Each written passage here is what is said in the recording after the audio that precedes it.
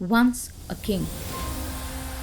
As fate turned tables, he was left with nothing, not even a piece of cloth to cover himself.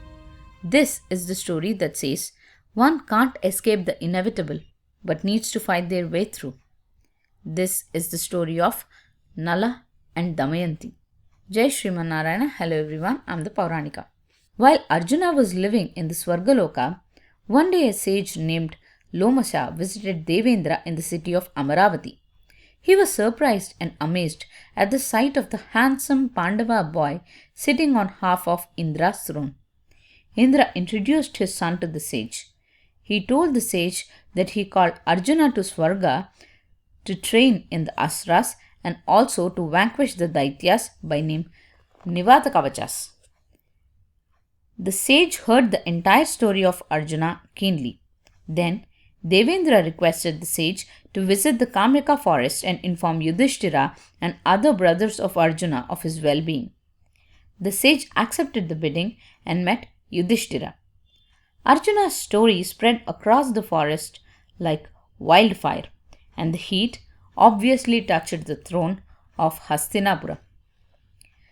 Dhritarashtra heard the story of Arjuna from Vedavyasa and later lamented to Sanjaya about how his son's misdeeds, his misfortune, and the way the Sabha on the day of the game was mismanaged. He was worried that there is no equal warrior on his side who can match up to the valor of Gandhivi.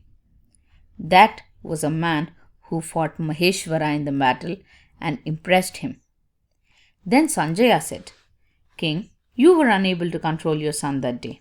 Now, Krishna had told Yudhishthira that he would destroy your sons and give the kingdom back to Yudhishthira. However, Dharmaja stopped Krishna and told him that he can do the same after the 13th year.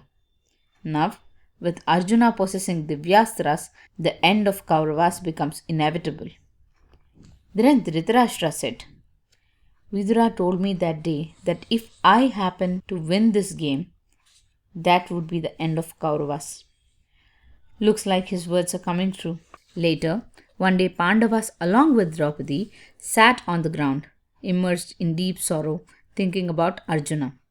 Then Bhima said, Brother, Arjuna had gone to obtain the Astras upon your instruction. If something happens to him, neither of us, nor Panchalas, nor their sons, nor Satiki, nor Vasudeva can live.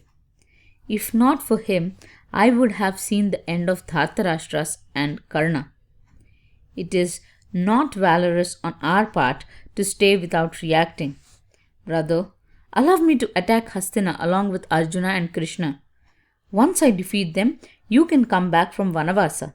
Allow me to do so. Even if he somehow managed to complete the Ajnatavasa, how sure can you be that he would not invite you to another game of dice? You are a Dharmatma. I need not tell you any more. But deceit can be defeated only by deceit.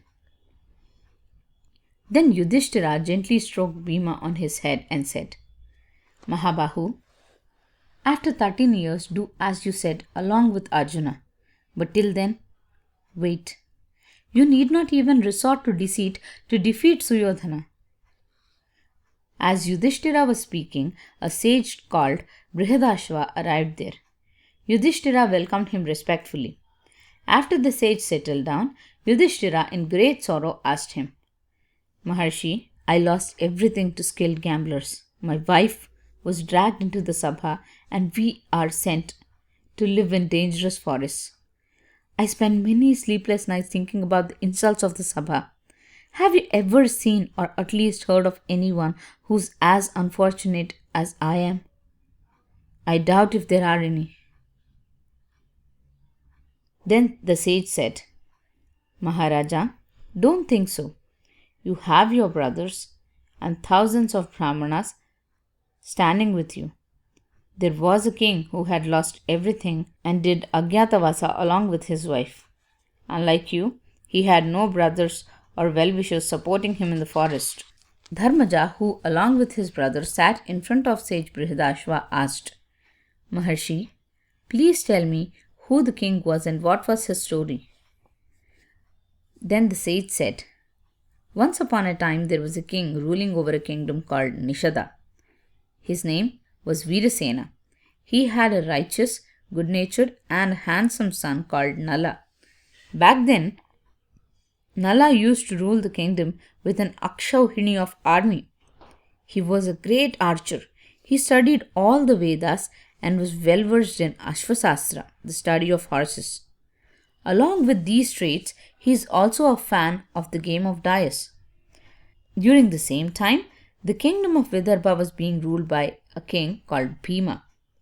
Though a great man, for a long time Bhima had no children. One day, Damana Maharshi visited his kingdom. There, King Bhima, along with his queen, prayed to the sage. The sage was pleased by the devotion of the couple and gave them a boon. He blessed them to have a beautiful daughter and 3 valorous sons. The daughter so born was named Damayanti in the sage's honor, and the 3 sons were named Dama, Dhanta, and Dhamana.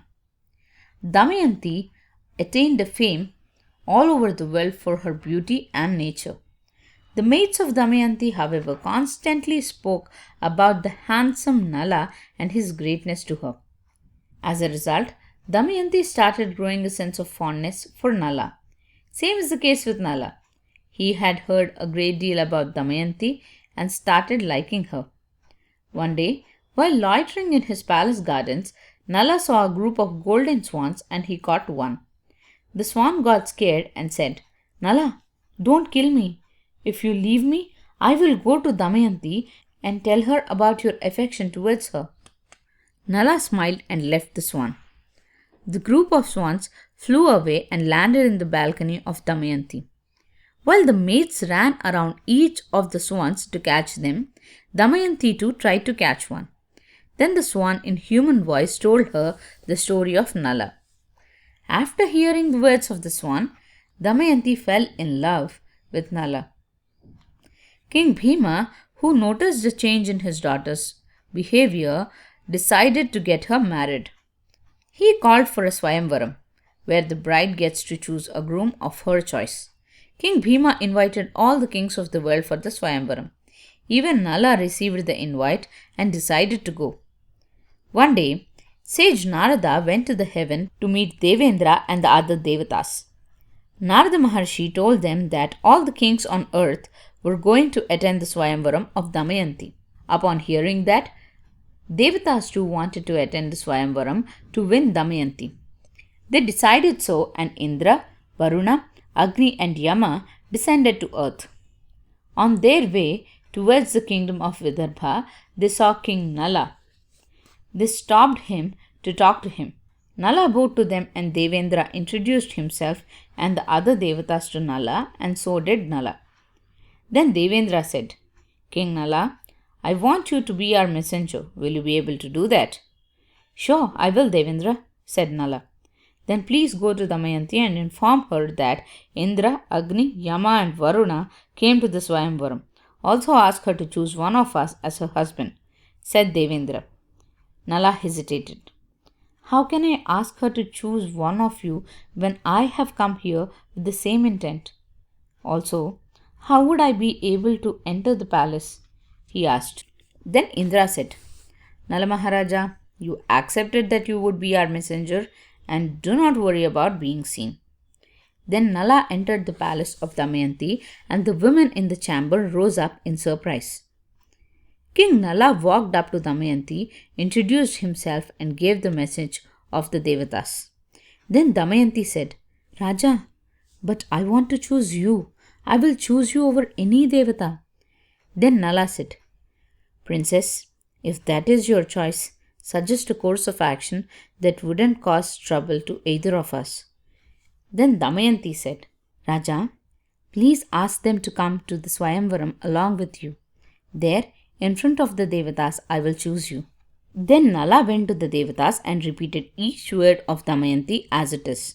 He told them that Damayanti wishes to marry him and said that she would choose him in front of the Devatas. The Swayamvaram had started. The palatial hall filled with kings looked like a cave filled with lions. The beautiful Damayanti entered the place, and the king's hearts skipped a beat. However, Damayanti's eyes searched only for one man, the great Nala Maharaja. Her eyes landed on him, and then she was shocked. There was not just one, but there were 5 men who were exactly resembling King Nala. Damayanti understood it was the Devatas but searched for some signs that would give away their identity but couldn't find any. Then she resolved that her only option was to pray to the Devatas for help. As she did that, the Devatas started revealing the signs. The ones who do not blink, the ones who do not sweat, whose feet do not touch ground, and who do not have a shadow are the Devatas, and the one who displayed these signs was King Nala.